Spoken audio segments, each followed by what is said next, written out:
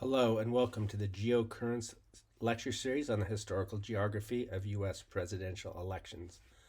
Today's lecture covers the period from 1896 to 1916.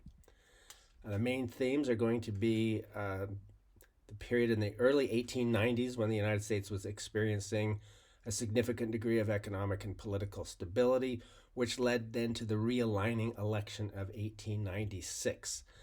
In this election, the Democrats turn away from their previous philosophy of Bourbon democracy, as it's often put, which was a relatively elitist political philosophy focused on hard money and the gold standard, and instead embrace left-wing populism. The Republicans then turn in a much more Wall Street or finance capital, if you will, oriented direction. It had been there previously, but both parties had vied for the support of the major financial center of the United States. But the Republicans are going to now have that as their own terrain. I'll then talk about the rise of progressivism, which is sort of a counterforce to populism. It becomes very important in both the Democratic and Republican parties. Spawns its own progressive party, or parties, if you will, subsequently. And then I'll talk at some length about Theodore Roosevelt's his particular progressive stance, and then his split from the Republican Party, which then led to the triumph of the Democrats under Woodrow Wilson. So to begin with this earlier period in the early 1890s, we can see in two midterm elections, House elections in 1890 and then 1894, these just wild shifts. So in 1890, as the map shows, the Republicans essentially made, virtually no gains. Overall, tremendous loss, 93 seats, whereas the Democrats gained 86 seats, and the populist new party, relatively new party anyway, 8 seats. Quite clear there on the map. One of the reasons for the Republicans' huge losses in what had previously been some of their strongholds, like Wisconsin, parts of Iowa, northern Illinois, was the turn of the Republican Party in those states towards nativism, in other words, against immigration. Those areas were all major zones for immigration from Germany and Scandinavia as well. And this was one of several episodes in American history when there's been a significant degree of nativism. We saw that earlier in the period right before the Civil War with the rise of the American or Know Nothing Party. It's going to come into fore in the 1920s and then in the early 21st century as well. But this was German, especially German, Scandinavian, other immigrant voters turned away from the Republican Party as it embraced this stance. It's not going to remain in the party, though. Well, you could see just 4 years later a huge turn in those same areas back to the Republican Party. And this has to do with changes in the Republican Party at the state level, but more importantly, the economic crisis or depression of 1893, which was widely blamed on the Democratic Party, which controlled the White House after 1892 with the second election of Grover Cleveland, as well as Congress. So, and you can also see here Nevada, interesting, the Silver Party, just showing you the importance of silver mining and bimetallism in the state of Nevada. But the Democrats nominate the populist William Jennings Bryan, very young. I believe he's only 36 at the time. He was known as the Boy Orator of the Platte being the major river flowing through Nebraska, which was the state he represented. Also the Great Commoner. He was an electrifying orator and got a lot of attention for that. And in fact, he galvanized the Democratic National Convention in 1896 with his Cross of Gold speech, claiming that financial interests, railways, and especially the fixation on the gold standard had essentially put taken the farmer, the indebted farmer especially, and then the common person, the worker more generally, crucified them on a cross of gold with a crown of thorns upon their head.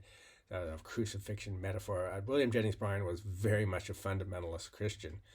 By the standards of our time, it would be very difficult to place him politically because on cultural issues, he would have been considered quite right wing by today's standards. But on economic issues and issues of representation and democracy, he was at the time very much a man of the left, no doubt about that. So the Democratic Party had been dominated by the so-called Bourbon Democrats, who were very much in favor of hard money and the gold standard. And the nomination of William Jennings Bryan was just a watershed, a significant, a major change in the orientation of that party. And the party's previous establishment was not happy. In fact, they created a rival party, the National Democratic Party, to run against both William Jennings Bryan and William McKinley, the Republican candidate. But as you can see here, it did very poorly. It was outpolled by the two prohibition parties. If you add their votes together, it got less than 1%. Very difficult to establish a third party. I mean, the populists had done so with minor success, but no chance of gaining the presidency or even widespread representation in Congress. But by having a populist candidate like William Jennings Bryan essentially capture the Democratic Party, that was to completely change the political calculus. Bryan's also well known for reinventing the presidential campaign with his whistle-stop campaigning. Whistle-stop meaning the whistle-stop of the train. So he would travel by train. He traveled 18,000 miles in 3 months. One particular day, he made 36 speeches from the back of the train, stopping at a town. People would gather. He would give his speech. The map shows the third and fourth trip, so it's not showing everything. It's interesting that, at least in this stage of the campaign, his concentration in the Midwest, particularly Illinois, Indiana, Ohio, and Michigan, states that he was hoping to win. The Republicans portrayed Bryan as a dangerous radical, as a political cartoon. You could see the Populist Party as a snake, basically eating the Democratic Party, represented by the donkey. Just to give you an idea of the depth of animosity towards Bryan, someone who was seen as having very radical views for the time. William McKinley, the Republican, as I talked about in the previous lecture, was noted for his advocacy of a high tariff. The McKinley tariff passed at an earlier time, raised the U.S. tariff rate on imports to the highest level in many, many decades. And he maintained that position in his presidential career. But when we talk about William McKinley, we have to talk about Mark Hanna, his partner, who was a wealthy businessman, chair of the Republican National Committee. Basically, it had control over the Republican political machine in the city of Cleveland. When we think of political machines, I always think of Tammany Hall in New York, which is very much a Democratic Party machine. But the Republicans had their own political machines in large cities, and Hanna was an expert at that. More importantly, Hanna really transformed fundraising. You could read the Wikipedia article. It puts it very clearly that he went to financiers and industrialists and made a business proposition. I'll put it in a little more stark terms, though. I mean, supposedly he rode his carriage down Wall Street and would stop off at each brokerage house and essentially ask them to pony up a certain amount of money that he thought was their obligation in order to defeat Bryan, who he portrayed as a tremendous threat to the financial establishment because of his populist policies, and particularly his advocacy of getting off the gold standard, moving to what was known as a free coinage of silver, where anyone with silver could take it into a mint and have it turned into coin. This quote from Hanna really puts things in perspective. There are two things that are important in politics. The first is money, and I can't remember what the second one is. So that's Hanna in a nutshell. Democrats, no surprise, portrayed him as a puppet of Hanna, with Hanna pulling the strings. McKinley was, and Hanna, I should say, raised up to $7 million. That doesn't seem like that much, but it's pretty much on par if you take in inflation with the amount of money campaigns raise today. A little bit less, I believe. But that's not the important point. The important point is how much more money McKinley raised than Bryan, only $500,000 or so, and the fact that previous campaigns had not involved financing at this level by any means.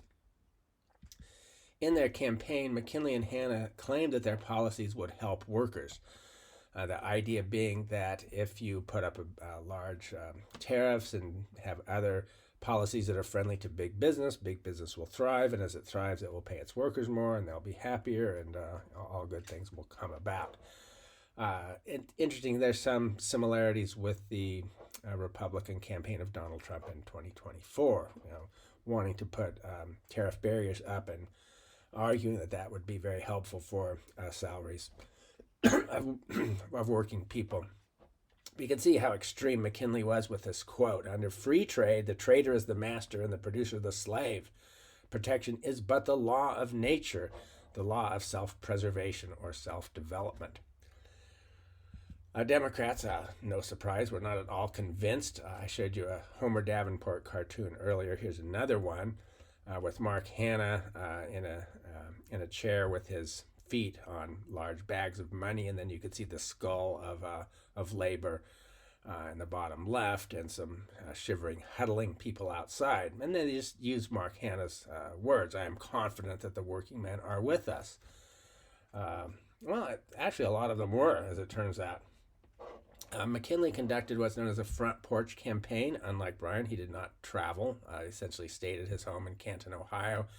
And his supporters, press, interested people came to his house, and he would give speeches from there. He wasn't the first to do this. James Garfield had done it to a certain degree, but McKinley and Hanna took it to a new level. Some 700,000 supporters came to Canton, Ohio to hear him. He had carefully scripted speeches, no extemporaneous remarks. I mean, this was a carefully choreographed campaign. There had been previous campaigns somewhat like this, but again, this took it to a different level. And in the end, McKinley decisively defeats Bryan. And not hugely in terms of the popular vote. You can see on the left, I've highlighted the text. McKinley got 51% to Bryan getting almost 47. So it's only, it's a few percentage points. But in the Electoral College, it's a little more unbalanced, with McKinley getting 271 to Bryan's 176. So it's a somewhat competitive election. What I find is, though, how stark those geographical patterns are. Bryan took essentially the entire South. A few border states like Kentucky, whether or not that's in the South depends on how one defines the region, because he didn't even get all the electoral votes from Kentucky. But he also took the West, especially good in silver mining states: Nevada, Idaho, Colorado, Montana. All of those were important mining states with a lot of silver mining going on. And his McKinley's desire to stay firm to the gold standard and avoid silver coinage as much as possible was very much helped William Jennings Bryan in those silver-producing states. Bryan did very well in a number of Great Plains states like South Dakota, Nebraska, Kansas. These were agricultural states where there was a lot of agricultural distress. There had been some sort of overextension of farming into a relatively dry area, some very tough years in terms of weather, a lot of indebted farmers. And with the gold standard at the time generally meant, or it had meant, a certain amount of deflation because gold was in short supply. What Bryan and populace and these indebted farmers want was moderate inflation, which they thought could be propelled forward by the use of silver, which would inflate away some of those debts and make it easier for them. If you look at the county vote, we're getting some distinctive patterns here. Well, one, you could just see how well William Jennings Bryan did in western states like Colorado, Idaho, Nevada. They're sort of overwhelming. Utah as well. It's also had quite a bit of mining. You could see Bryan doing extremely well in the South, and South Carolina, Mississippi, and Louisiana really standing out. We will see in subsequent slides how the Republican vote essentially disappears from those states. It becomes virtually they become virtually one-party states, and they're on that way to that situation now. Also clear is just how well William McKinley did across most of the north and northeast. You can see Vermont, how deep red it is, how few Democratic counties there are, excuse me, in places like New York and Wisconsin.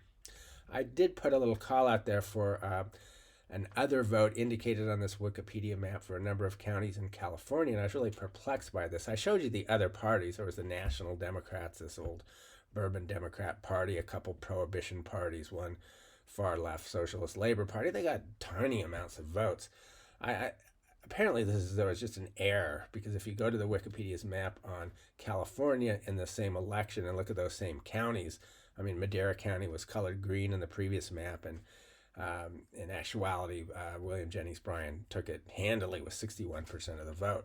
You can see McKinley's support really focused in the Bay Area, which was the at the time the real economic and demographic hub of California. Southern California is starting to grow rapidly, but it's still way outweighed by the Bay Area in north central California.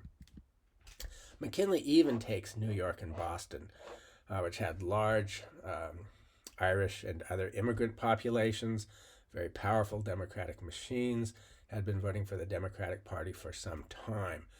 And if you analyze this map carefully, and if you look at some of the industrial counties too, focused on cities like Cleveland and Pittsburgh, Detroit is coming in, Buffalo, cities that are really growing and becoming real industrial centers now, with lots of working class people. Essentially all of them went for William McKinley. Even though Bryan had really promised a lot of benefits for working class people, for taking on the trusts or the monopolies, having more government intervention to make a better deal for working class people. But these pro-labor policies that he supported were undermined to a large degree by his anti-urban bias. He really made his main pitch to farmers, miners to some extent as well, but really focus on the agricultural vote. And his famous quote here, "Burn down your cities and leave our farms, and your cities will spring up as if again by magic and destroy our farms, and the grass will grow in the streets of every city in the country." That's divisive rhetoric. It's us versus them. We farmers, you city people, which didn't sell well in urban industrial areas of the country. The U.S. population was still primarily rural in 1896. I have a graph here showing the urban percentage. You could see it was only about 5% in 1790, goes up to about 80% in 2000. I put a black line in roughly at 1896, and you can see it's still under 40%. But not everyone in rural areas was engaged in agriculture. Less than 50% of Americans were farmers. This was right around the point where you go from a majority of people living on farms to a minority. McKinley's presidency was really helped by the fact that the gold shortage was starting to disappear in 1896. It started a little earlier, but there had been this real lack of gold, and with the country really effectively on the gold standard, that meant, and with a rapidly growing economy, it meant deflationary pressure, which, as I mentioned before, has real problems with debtors. But right at this time, you can see starting in 1896 is the Klondike Gold Rush in Yukon and into Alaska, which put a huge amount of gold into circulation. A little bit earlier, the Witwatersrand gold bearing area of South Africa comes into production. It's going to go offline for a few years with the Boer War a couple of years later, but it's going to come back. And we can see this very well in this fantastic visualization of gold production from 1820 to 2020. And you can see, well, I put a white line there for 1896, the time of this election. And you can see it's really starting to grow a few years earlier. But go back to 1890 or so, back to 1860, and you can see it sort of declining slightly. You can see a huge bump, 1849 with the California gold rush, but then you could see basically stagnant or a little decline and this huge expansion from a variety of different sources. So that means the gold issue and the silver issue is becoming less important right at the time when the Democrats embrace it in their national platform. A big event under William McKinley's reign was the Spanish-American War, which began over Cuba. Spain had lost its American colonies in the 1820s and 30s, but maintained power in Cuba and Puerto Rico and the Philippine Islands in Southeast Asia as well. As I talked before, there were a lot of people in the United States, particularly in the South, who wanted to annex Cuba. That didn't happen. Cubans mostly wanted independence. They were rebelling. The Filipinos were rebelling against Spain at the same time that the U.S. gets embroiled in a war.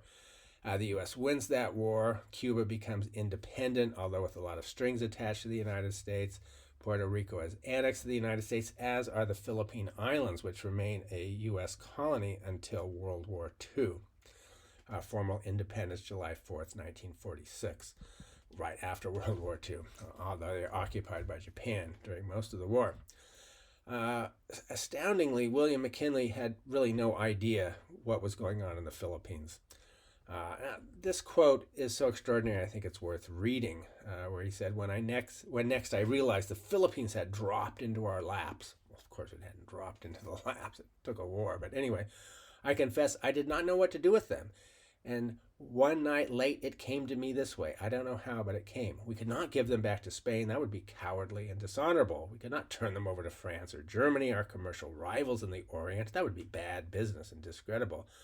We could not leave them to themselves. They were unfit for self-government, and they would soon have anarchy and misrule over there, worse than Spain's was. And there was nothing left for us to do but to take them all and to educate the Filipinos, uplift and civilize and Christianize them. Well, the Philippines had been mostly Christian for a few hundred years. Islands were colonized by Spain in the late 1500s. So it was, there were Muslim areas, there were some tribal areas that were animist or non-Christian, but the substantial majority of Filipinos were Roman Catholic and had been for some time. Their elite was highly educated. They were engaged in a very effective war against Spain that continued to fight the United States for 2 years in a very, very bloody war. So the level of geographical ignorance is really quite extraordinary. But McKinley was a devoted imperialist. He wanted the U.S. to extend its power across the Pacific. We can see in this next slide.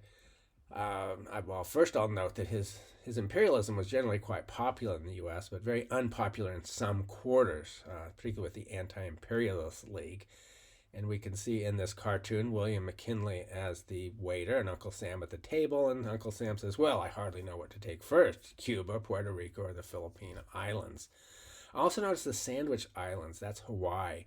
That wasn't part of Spain, but it was annexed by the United States under the presidency of William McKinley, and that's part of this sort of thrust across the Pacific, having a lot to do with trade in China, Japan, and elsewhere, wanting the U.S. to be a global power and have an overseas empire, much like Britain and France and a number of other European countries.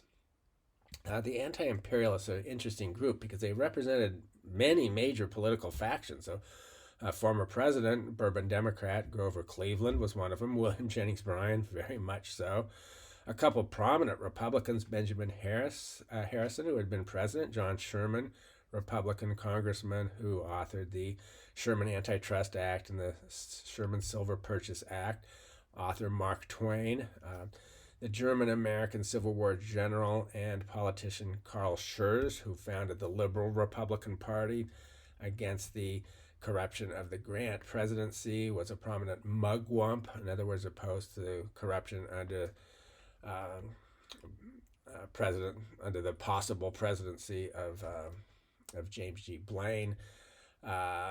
Charles Francis Adams, son of John Adams, Samuel Gompers, labor union leader Andrew Carnegie, industrialist Jane Addams, sort of the first a pioneer in social work, a social reformer, political philosopher, the psychologist and philosopher William James, his brother Henry James. I mean, these are the leading lights of American intellectual culture at the time. So there was a powerful anti-imperialist movement, but it did not resonate very much in the popular imagination. And just to show you some of their views here, a quote from Mark Twain. I'm opposed to having the eagle put its talons on any other land, or Uncle Sam whipping a Filipino with a huge sack of well, who knows what's in it, but labeled American sovereignty. So anyway, the anti-imperialist issue figures somewhat prominently in the next election, which is a rematch. Incumbent William McKinley, Republican, William Jennings Bryan, coming up against him. The gold and silver issue is declining by this time somewhat, but the imperialism issue is very much on the table. But McKinley goes on to perform even better, certainly in the Electoral College. So I've taken the map here and I've shown the states that he gained over what he had 4 years earlier. So Washington, Utah, Wyoming, South Dakota, Nebraska, Kansas. Nebraska, that's William Jennings Bryan's own state. Whereas the Democrats only gained Kentucky. What is, in a way, more important in this election, or equally important, though, was the new vice presidential candidate. William McKinley chooses Theodore Roosevelt. It was very well known. He had been a hero in the Spanish-American War. He had recruited this Rough Riders contingent of cavalrymen. I mean, some were cowboys from he knew in South Dakota. Some were Ivy League or Ivy League educated young men. Roosevelt was very much from an elite, privileged New York background, but also had spent a lot of time in the West and had multiple cultural affiliations, if you will. It's suspected by many scholars that he was chosen partly to get him out of the way, because he was an up-and-coming politician, sort of a bit of a rabble-rouser, very much a progressive, and I'll talk about that in a few minutes. Was challenging the Republican establishment to a large degree, and Mark Hanna, the financial and leader of the Republican Party to a very large degree, said, "Don't any of you realize there's only one life between that madman and the presidency?" Well, it's important words. One other thing I want to note about this election is there were a lot of accusations that William Jennings Bryan was trying to resurrect dead ideas, particularly free silver. You could see greenbacks, or that would be paper money unbacked by currency. The issues that had been very important during the period when there was a very limited gold supply, but they're becoming less important now. But back to Roosevelt, Hanna's fears came true when, in 1901, McKinley is assassinated by an anarchist. And as Hanna put it, now look, that damn cowboy is president of the United States. So Hanna was not happy at all. He wasn't happy largely because Roosevelt was quite a progressive. Now, what do we mean by progressive? It's not the same at all as the progressive movement of today, or that which calls itself a progressive movement. It had much in common with populism, a lot of the same ideas of government regulation, of industry, of better conditions for workers, of sort of making a fair deal for the common people, if you will. The biggest difference in my mind between populism and progressivism is populism is a bottom-up movement, and populism bottom-up and progressivism top-down. And Theodore Roosevelt was actually quite open about this. He really feared that the United States could become a socialist country, or could have all sorts of disruptions if the legitimate concerns of working people, farmers, those who were suffering under the power of railroad monopolies and other monopolies, if those issues were not addressed. So he was sort of trying to, in a way, save capitalism by reforming capitalism, might be a good way to look at it. Progressives were very much in favor of the new social sciences, so economics, sociology. These were were new disciplines. The U.S. was at this time creating research-oriented universities. Both the old traditional universities were turning to research, but the new land-grant colleges that came about from the Morrill Act and the Civil War era were also engaged in this. And there was a lot of optimism that by turning the scientific mind to social problems that and economic problems, that a tremendous amount of progress could be realized. So this progressive ideology spanned the party boundaries. There were many Republican progressives, many Democratic progressives. I mean, Woodrow Wilson was a Democratic progressive. But there are different orientations, and take these with a grain of salt. There was a lot of overlap. These are very imperfect depictions, but they bear repeating. So in general, Republican progressives wanted more action at the federal level, and Democrats wanted more action at the state level, at least initially. And that's one of the old major differences between the two parties. The Democrats being the parties of more state autonomy or state sovereignty, if you will, and the Republicans, the party wanted more federal power. And then this goes back to the earlier party systems. The Federalists wanted more central authority, the Whigs wanted more central authority, and the Republicans were heirs to both of those parties to a significant degree. Republicans tend to be a bit more focused on good governance, anti-corruption, regulation of big business. Democrats a bit more focused on labor rights and income inequality, banking reform, although that's really sort of in its infancy at this period, things like income inequality. Republicans a bit more concerned about efficiency and scientific management and conservation of natural resources. Democrats a bit more concerned about labor rights, child labor laws, and minimum wage. Although, again, most of that's going to come in a bit later. Most progressives supported eugenics. In other words, having the government intervene in childbearing and discouraging childbearing by those who are seen as genetically unfit. And this is a period of tremendous interest in social Darwinism. Genetics really were not understood at this period, but with the movement towards scientific expertise, this was seen as sort of cutting-edge science by many, and a real fear from elites, particularly that poor people, or we could say people of limited mental ability, or people with all sorts of genetic disabilities, are having too many children. This photo from a protest on Wall Street by proponents of eugenics is really rather extraordinary, because you see these very well-dressed, wealthy men with signs indicating the problems, what they saw as the problems of alcoholics or lunatics, or whatever you want to call them, in having children. So it's important to note that the progressive movement had many aspects that we today would recognize as progressive, but also aspects that now would be generally considered as highly regressive, and eugenics more than anything else. And it's also important to note the Catholic Church was the strongest enemy of eugenics, and most Catholics were Democrats, not all by any means. We could see this from a newspaper article, Catholics opposing eugenics teaching.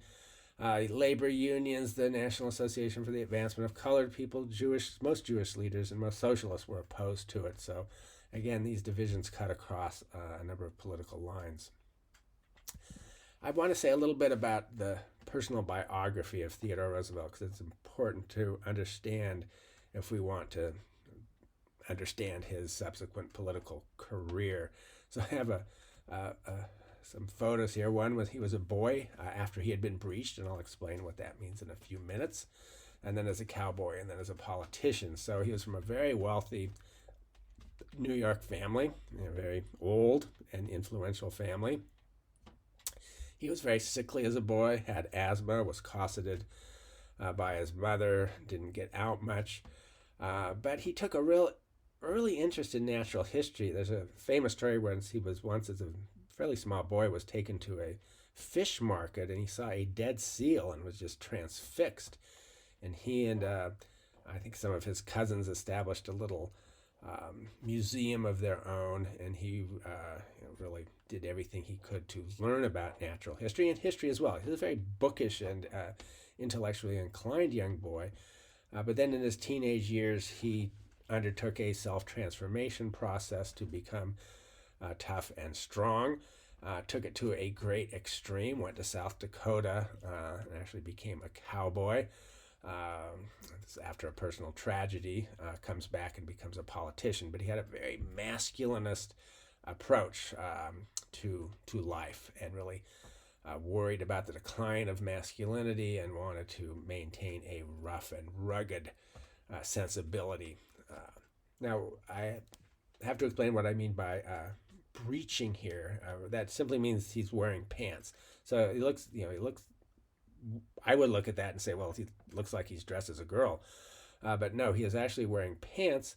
And there was at this time a very important transition in the life of young boys, particularly in the upper class in urban areas, where they would go from wearing girls' dress to wearing boys' dress, which meant wearing pants. So Wikipedia has a very interesting article on this, the institution of breeching. You can see it lasted until the early 20th century, almost forgotten today. So I have another photo illustrated of his distant cousin Franklin Delano Roosevelt before he was breeched, wearing a dress. Supposedly there would be a few clues in the costumes to indicate whether a young child was a boy or a girl, but it's sort of thing where modern viewers would be really unable to tell. Back to Roosevelt's presidency. It was an extremely active presidency. As I've talked a lot about in this class, there was a long heritage in the United States of presidents of deferring to Congress, not taking on a hugely active role. It depends on the individual personality. I mean, there's certainly plenty of active presidents. Like Andrew Jackson would be a great example. There were many others.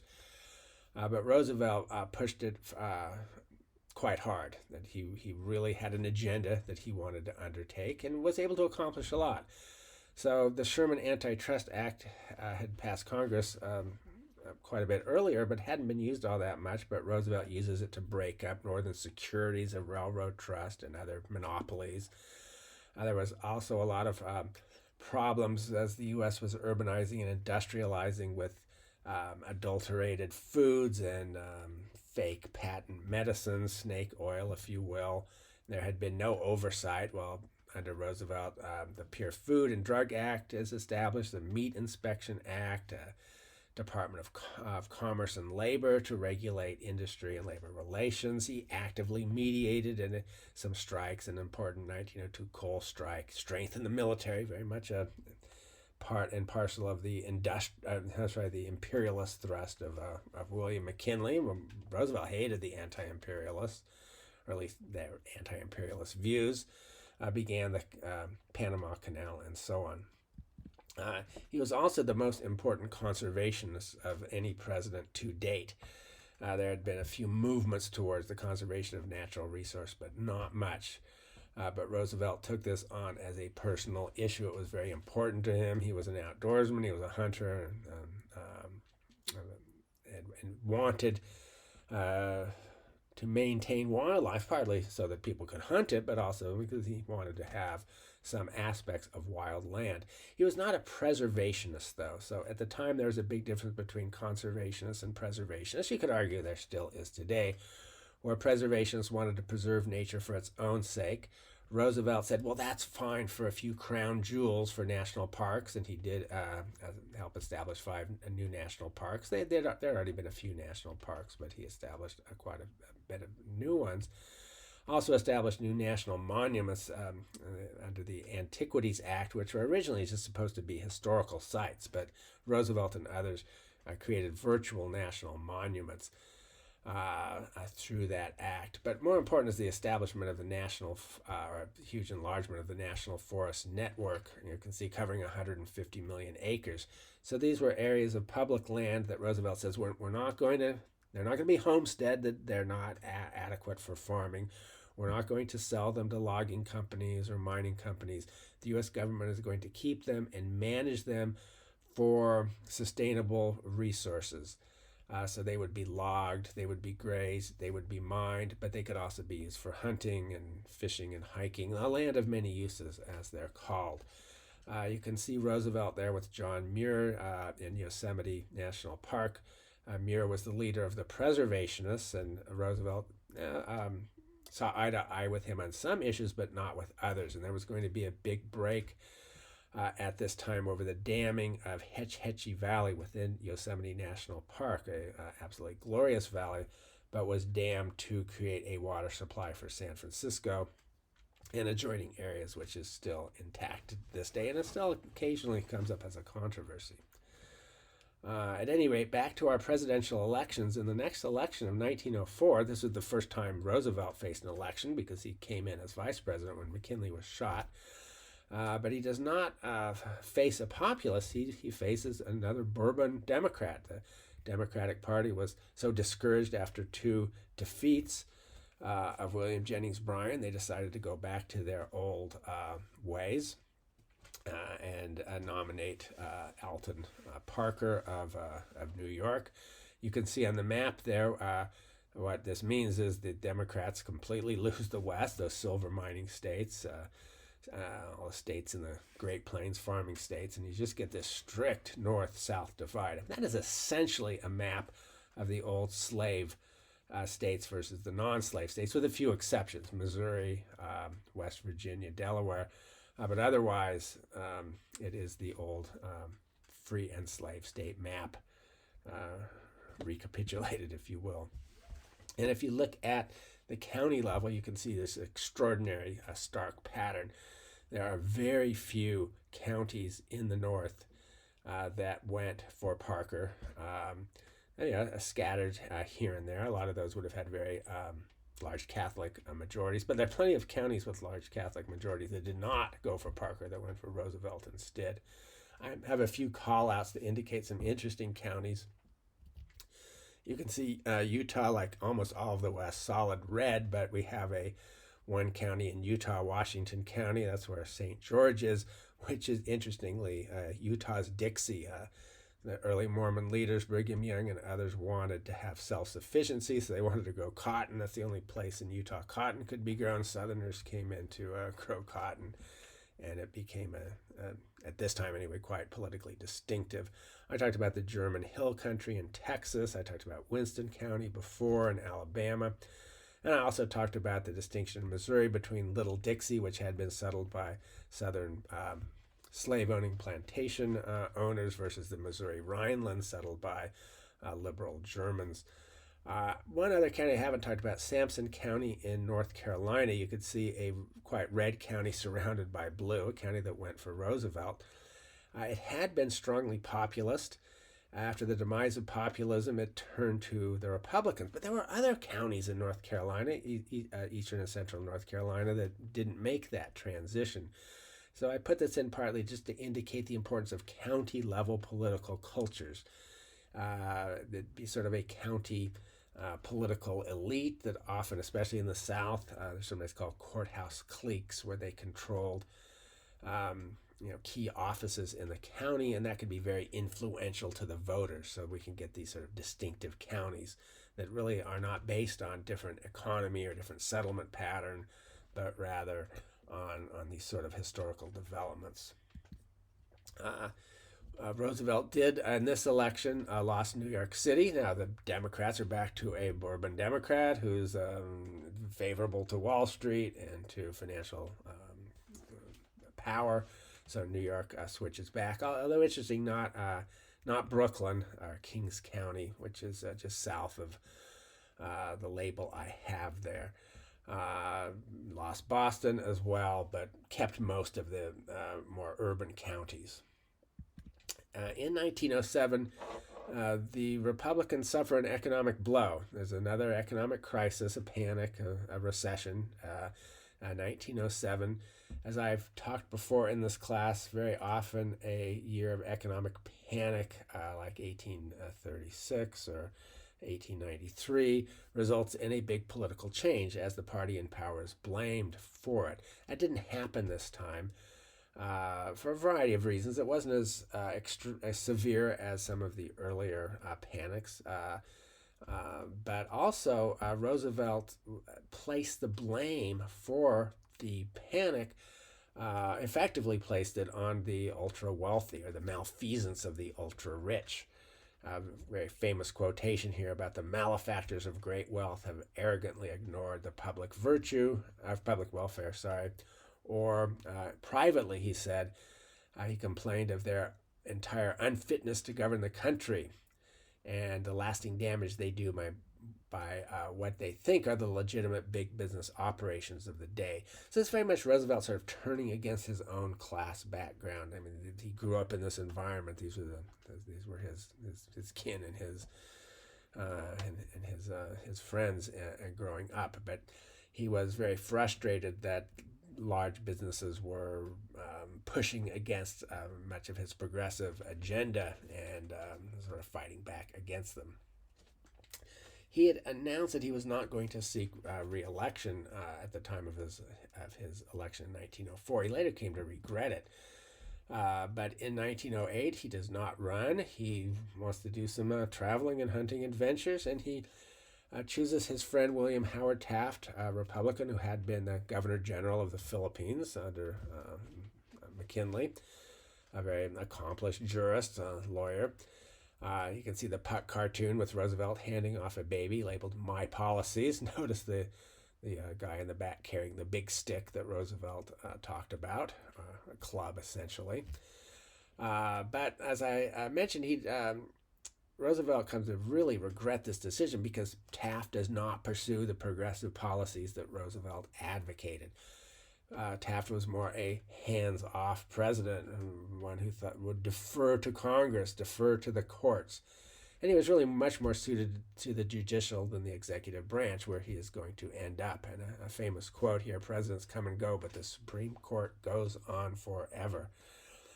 So Roosevelt was not happy with his hand-picked successor and former friend. Let's see. In 1908, the Democrats returned to William Jennings Bryan. If you go back, I failed to mention it, but under Alton Parker, the Democrats had actually done worse than they had under William Jennings Bryan. So this abortive return to the principles of Bourbon democracy, or Bourbon Democrats, did not last. So they go back to Bryan. He does better than Alton Parker had, but basically the same thing he had done before, with Taft getting a little over 50% and Bryan, 43.1. Pretty similar state map. Bryan took back a couple silver mining states, Nevada and Colorado, and his own Nebraska. But otherwise, it's that north-south division again. His slogan was "Shall the people rule?" Meaning he wanted much more democratization, if you will, and much less power for large corporations and trusts and monopolistic practices. A Republican slogan at the time was, "Vote for Taft now. You can vote for Bryan anytime." This was his third attempt, third and last.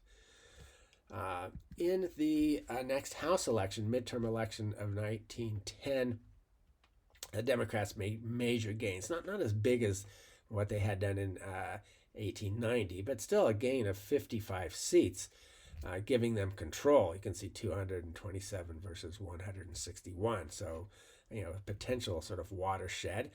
A lot of the progressive Republicans were angry with Taft for not pursuing Roosevelt's agenda and turned away from him. And a lot of the public were angry at the new tariffs, which resulted in higher prices on many goods that had gone in under the Taft administration.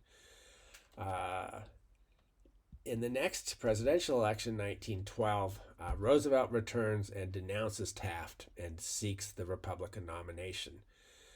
So the cartoons here, when you could see Taft and Roosevelt pulling in opposite directions, and another of Roosevelt excoriating Taft in public, it looks like anyway. And Roosevelt's quote here is worth reading. "My feeling is that Taft has betrayed the cause of the people. He has aligned himself with the forces of reaction and he is incapable of understanding the deep movements of our time that are sweeping towards social and economic justice. So Roosevelt again wants continual reform, and Taft is slowing that down. So by this time, many states had primaries, none in the South. It's mostly northern and some Midwestern, a couple of Pacific states that do. That was part of the progressive movement was to adopt primary elections, and that had happened in a number of states. And you can see on the map that Taft takes Massachusetts and New York, but that's it. Roosevelt wins in most of them. Two other exceptions would be Wisconsin and North Dakota, which went for Robert La Follette of Wisconsin. I'll talk about him at quite some length in the next lecture. La Follette was very much a progressive, had sort of taken control of Wisconsin politics, and solved a lot of the problems, and was really pursuing the most pronounced progressive agenda of any state in the country. Wisconsin was a real leader in that. But La Follette did not like the aggressiveness of Roosevelt, the imperialism.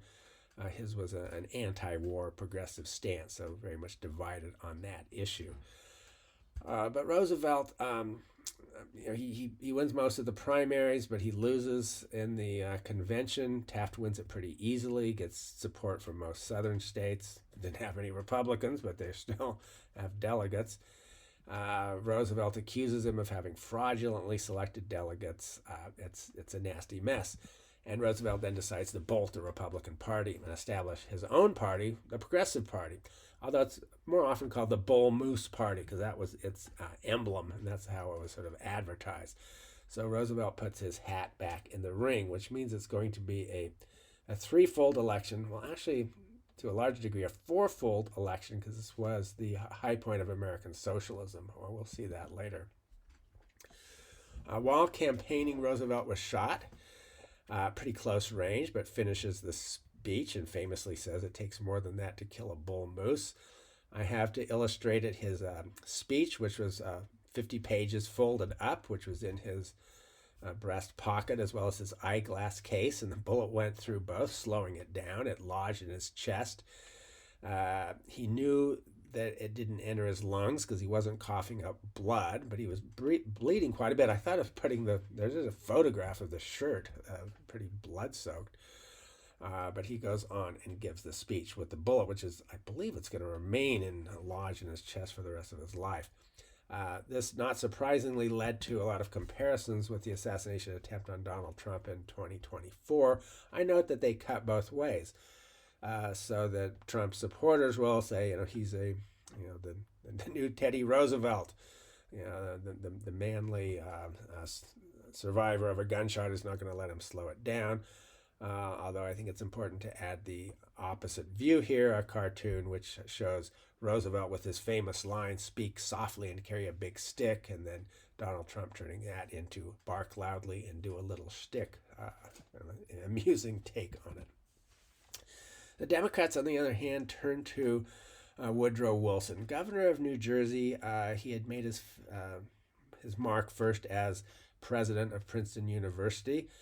Only U.S. president to have a PhD, political science, deeply intellectual, had been a transformative president of Princeton, very much a progressive in the democratic mode of the progressive movement. The primaries did not mostly go for Wilson. Well, the map here is not just showing primaries, it's showing all states, so just how they voted at the convention. But you could see that a man named Champ Clark, who had been was Speaker of the House of Representatives, did quite well, but didn't quite make it through. Wilson was, to a large degree, a dark horse or compromise candidate. I mean, you could tell it because it went 46 ballots. Really interesting about Champ Clark, he was considered very much the front runner. I mean, as Speaker of the House, he's very, very well known, but lost momentum when endorsed by Tammany Hall. Tammany Hall being the Democratic, sort of Irish-dominated machine of New York City. And you might think an endorsement like that would be very helpful, but Tammany Hall had lots of enemies, including William Jennings Bryan, and Jennings Bryan threw his support to Woodrow Wilson. Woodrow Wilson was later to appoint him Secretary of State, the number 2 position in the executive branch of the government, as it's usually construed. I bring this up to talk about the potential hazards of endorsement. We've seen this in the 2024 campaign. Well, perhaps we have, where Liz Cheney and, more importantly, Dick Cheney, representatives of the neoconservative movement of the Republican Party, have endorsed Kamala Harris, and that has probably helped them get some votes, but it's probably cost her votes as well. I know one person personally who told me, no way am I voting for anyone who's been endorsed by Dick Cheney. So you can win, but you can also lose with an endorsement. At any rate, in this election of 1912, Theodore Roosevelt really veers further to the left than he had before, and he proclaims his new nationalism. And I'm not going to read everything. Well, maybe I'll read it very quickly. But a lot of proposals that had been pushed by sort of the more progressive side of the progressive movement, if you will, that he had been reluctant to endorse many of these. Some of them he had, but not all of them. But it's things like National Health Service, Social Security, essentially, minimum wage law, well, for women in particular, but 8-hour workday, and a Federal Securities Commission, farm relief, workers' compensation, inheritance tax, a constitutional amendment to allow graduated federal income tax, women's suffrage, direct election of senators. They had been elected by state legislatures, primary elections for all state and federal nominations. So, very much a progressive agenda. And Woodrow Wilson ran as a progressive as well, but actually somewhat to the right of Roosevelt, at least as those terms are usually construed.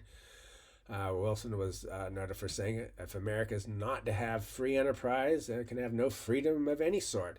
And he actually accused Roosevelt of advocating collectivism instead of individual freedom. So that's very much campaigning to the right of Roosevelt. He opposed Roosevelt's proposals for the government to regulate large corporations at the time. He preferred to break up monopolies or quasi-monopolies. But ironically, I put this in red to foreground that Wilson would later go on to enact many of Roosevelt's proposals. So a lot of what Roosevelt had been pushing, actually that comes to fruition under Woodrow Wilson. Now in the same election, Taft, incumbent, ran as what he called a progressive conservative, stressing his conservative orientation, modifying it with progressive. Eugene Debs, a socialist leader, ran quite openly as a socialist, and like I say, this was the high tide of socialism. Just to mention the cartoon here, it's a pro-Republican newspaper, from a pro-Republican newspaper, not happy with Roosevelt bolting the party and establishing his own, and he's having Roosevelt, mix up this a speech with all sorts of ingredients, from pure democracy to conservative views to radical spice, and so on. So Woodrow Wilson wins overwhelmingly in the Electoral College, you can see, with 435 electoral votes, as opposed to Roosevelt's 88 and 8 for William Howard Taft. So that's a landslide. But if you look at the popular vote, well, Wilson got only a little less than 42%.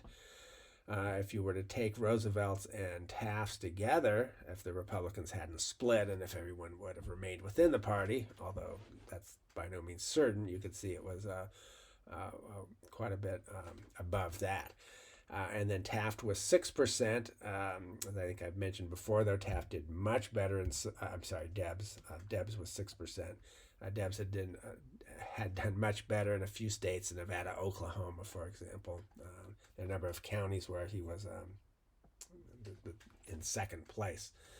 And if we look at the map, you can see Wilson winning over most of the country, but almost all those states have these divided elections. You look at Vermont and Utah, the only ones Taft took, but Vermont, there's a pretty even division between the three main candidates. Roosevelt lost his home state of New York, mostly won northern states, as well as California, which was very much a highly progressive state at the time. If we look at the county level, one thing that sort of looks odd here is South Dakota so heavily voting for Roosevelt, almost all the counties, but William Howard Taft was not even on the ballot. It's the states determined ballots at this time. So the Republican candidate wasn't on the ballot, so no surprise. You can see how well Taft did in New York State with the counties, but considering the predominance of New York City, he lost the vote. You see, New York State went for Wilson. I put this slide in to just show you how even some of these states are. California, you could see on a knife edge, and I'll talk about that a little bit more later. But Wilson won. Roosevelt won with 41.83 as opposed to Wilson's 41.81. So incredibly close and tight. If we want to look at some of the cities, you could see that New York went for Wilson. Surprisingly, Chicago went for Roosevelt. Hard to make generalizations about this election. It's so complicated. And as I mentioned, Roosevelt did very poorly in his native New York. A lot of that was just hostility or antipathy from the state Republican establishment. So just like counties are important, well, states are even more important, and they all have their sort of different political cultures, and the influence of a state party can be quite large. Massachusetts, the first time they had supported a Democratic candidate since the Civil War, and it was largely because of Boston. You can see Roosevelt winning some of the eastern counties, Taft doing well in the west, but Wilson in the center and in Boston. So it's important to note that Wilson was very much a progressive, but he was also an unabashed racist. A quote here in regard to D.W. Griffith's film, A Birth of a Nation, which was celebrating the Ku Klux Klan. And Wilson said, to quote, "The white men were roused by a mere instinct of self-preservation until at last there had sprung into existence a great Ku Klux Klan, a veritable empire of the South to protect the Southern economy."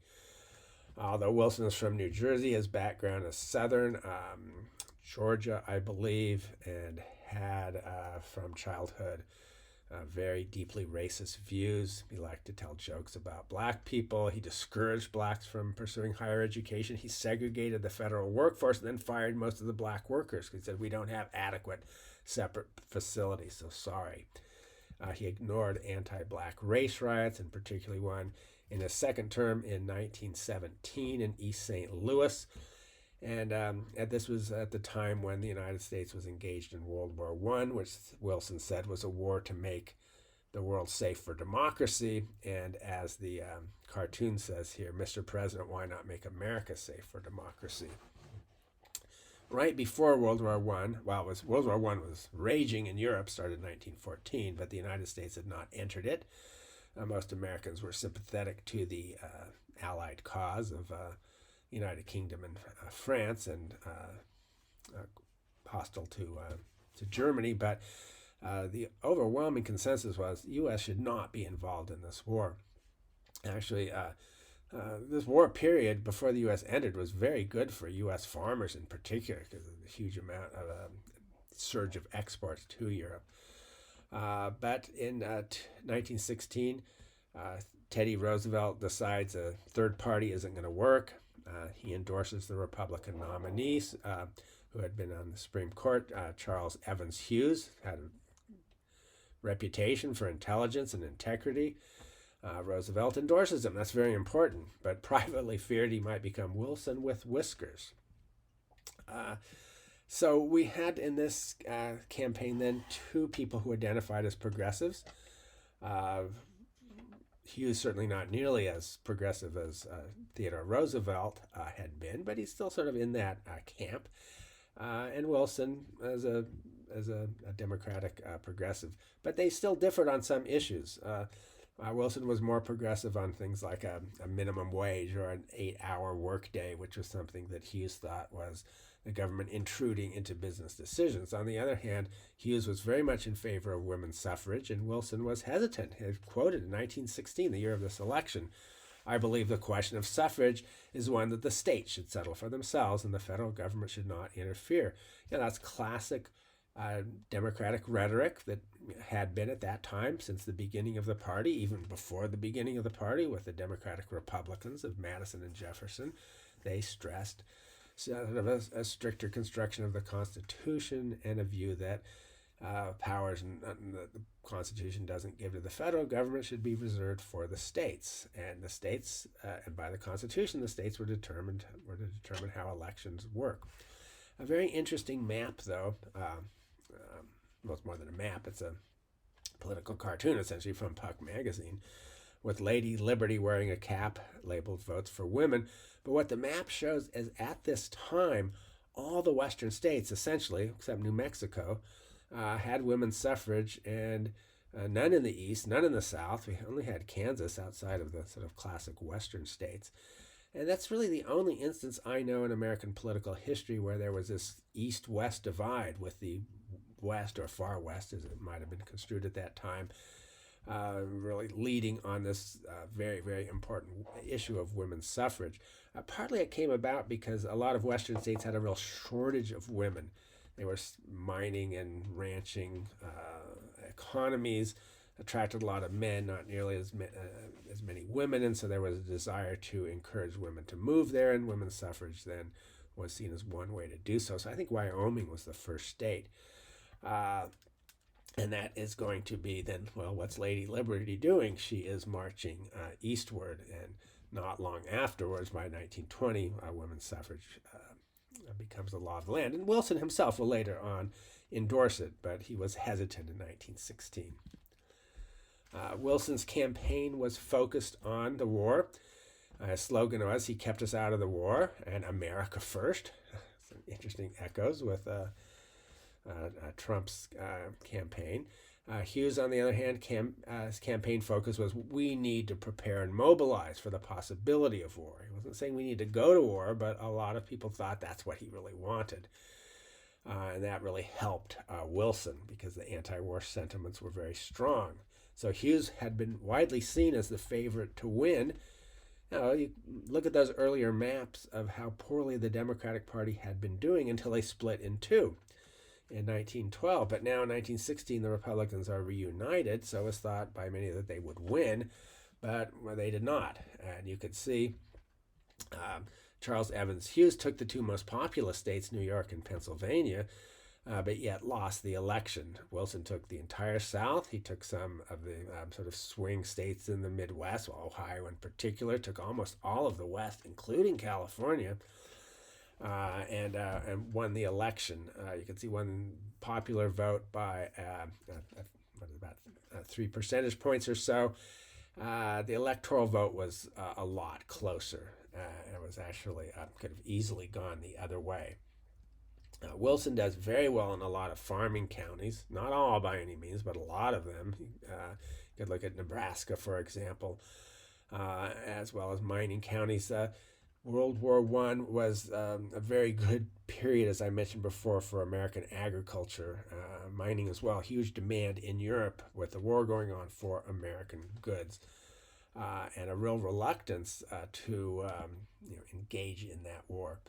What the crucial state in this election was California, and it was, again, as it was in the previous election, extremely close, and had it gone the other way, Charles Evans Hughes would have won and Woodrow Wilson would have lost. And it's usually, you can see here the percentage. Wilson got 46.65 to Hughes 46.27, a few tens of thousands of votes.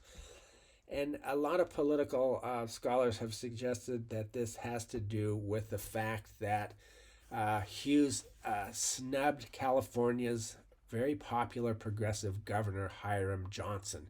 Johnson had been Theodore Roosevelt's running mate in the previous election. He was governor, later becomes senator, just a real crucial figure in the progressive movement. And California was one of the most progressive states, really adopting a lot of these progressive ideas like initiatives, referenda, recall, and so on. Hiram Johnson, very important. The story is, though, that Charles Evans Hughes, for some reason, had some animosity towards Johnson. Uh, I'm not sure the exact story. It probably had to do with the 1912 Progressive Bull Moose Party. But anyway, they were at this very same hotel. I think it was in San Diego. Hughes was campaigning. Johnson was there, and Hughes wouldn't even meet with Johnson. So this was seen as an insult and a snub. And I find this really extraordinary because just 2 years earlier, the Democratic Party was essentially dead in California. So here's the gubernatorial election in 1914. So you can see that Hiram Johnson had been a progressive Republican. He left the Republican Party as a bull moose progressive. He wins with just under 50%. The Republican, sort of standard Republican, gets just under 30. The Democratic candidate gets only 12.5, whereas the Socialists got over 5%. So the fact that the Democrats then were to take California and push Woodrow Wilson back into a second term. Anyway, even though Wilson ran on the he kept us out of the war platform, Germany had resumed unrestricted submarine warfare, sinking American ships. This was just seen as intolerable. The United States enters the war. There's a tremendous amount of mobilization. And Woodrow Wilson really takes an authoritarian turn at this time. You can see this especially with the actions of his Attorney General A. Mitchell Palmer, the so-called Palmer raids, which were designed to capture and arrest socialists, anarchists, and communists and deport them as non-citizens. Now, to be sure, there were some anarchists and communists who were engaged in criminal, and we could even say terroristic activities, but most of them were not doing that. And just a huge amount of radical literature was seized and destroyed. It was really sort of an assault on basic freedoms. Most extreme probably was the imprisonment of Eugene Debs, who had been a presidential candidate and would have run again in the next election from prison. You could see this campaign thing for president, convict number 9653. And he was convicted under the Espionage Act, passed in 1917 under the auspices of Woodrow Wilson. And what had Debs done? He had criticized the war and he had criticized the suppression of free speech, and for that essentially was put in prison. Woodrow Wilson also launched a virtual war against German Americans. There were many areas of the United States with very heavy German populations, with German language schools and newspapers and book publishers. I mean, a very active culture. And all of these people, of course, were bilingual in English, or at least would become after some time, but they really were maintaining German language and culture.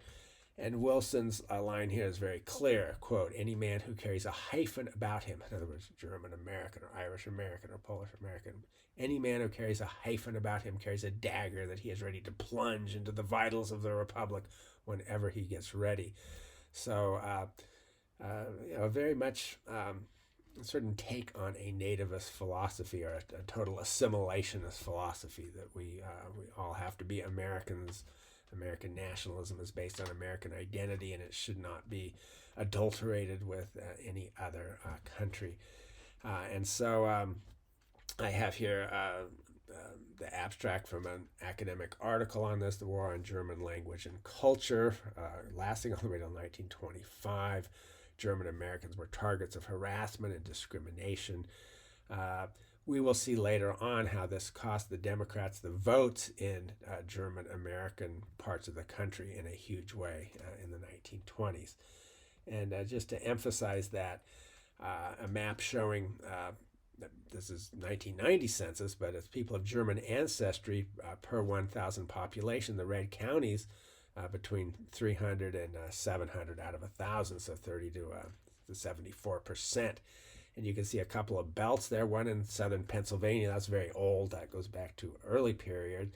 But then more recently in sort of the northern Midwest, Wisconsin, Minnesota, Iowa, North Dakota, South Dakota, Nebraska, and Kansas. And so we're going to look in later lectures of some of those counties and how they just turned against the Democratic Party in a huge way. And the last slide I have for today's lecture is it's marked with a question mark. of whether Wilson was an adherent of Hegelianism or total state power. So Georg Wilhelm Friedrich Hegel was the most important German philosopher of the 19th century, at least usually considered that way.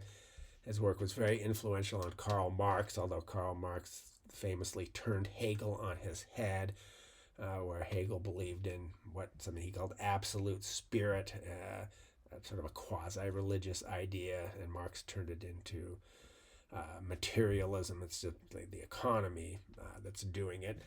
But Hegel was a sort of a worshiper of state power. He thought the Prussian state, which was developing in Germany and developing as a stronger state and sort of more organized than had previously existed, was sort of the culmination of an inevitable spiritual progress. To quote him here, the state is the absolute reality, and the individual himself has objective existence, truth, and morality only in his capacity as a member of the state. And supposedly, this is controversial, but some scholars think that Wilson was a PhD. He studied political philosophy and was read and was highly influenced by Hegel. He says in some of his letters that Hegel was a huge influence.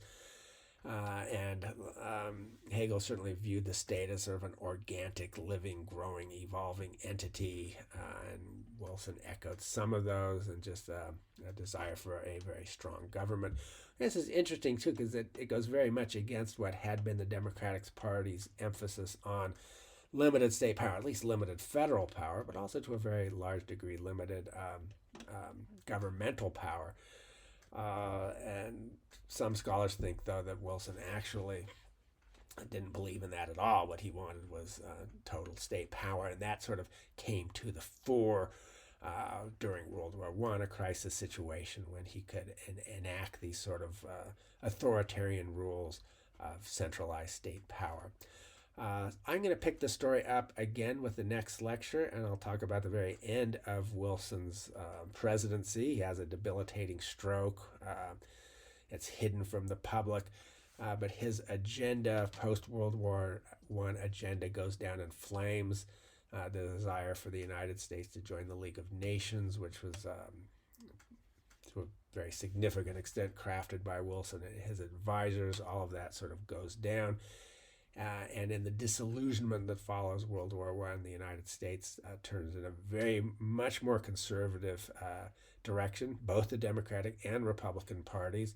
The progressive era is essentially over. And there's the period of the so-called Roaring Twenties when those progressive ideas pretty much disappear. Not entirely. They still have some representation, but not in. But both of the main parties, the Democrats and Republicans, both really turn away from progressivism to a much more conservative stance. So thank you for listening, and I hope you can tune into subsequent lectures.